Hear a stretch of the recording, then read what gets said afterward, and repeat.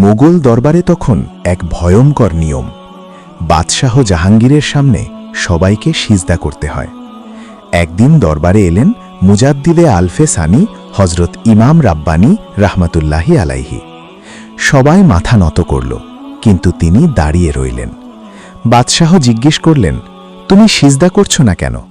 শান্ত কণ্ঠে তিনি বললেন, সিজদা শুধু আল্লাহর জন্য, মানুষের সামনে মাথা নত করা শিরক। দরবারে নেমে এলো নিস্তব্ধতা। রাগে অগ্নিশর্মা হয়ে বাদশাহ আদেশ দিলেন, একে বন্দী করো।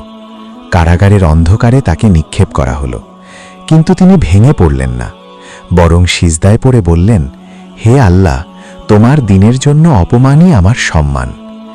দিন যেতে যেতে কারাগার বদলে গেল। কয়েদিরা নামাজি হল, কারারক্ষীরা কেঁদে তওবা করল। শেষ পর্যন্ত সত্যের জয় হল। বাদশাহ তপ্ত হয়ে তাকে মুক্ত করলেন এবং দরবারে মানুষের সামনে সিজদা চিরতরে বন্ধ করে দিলেন।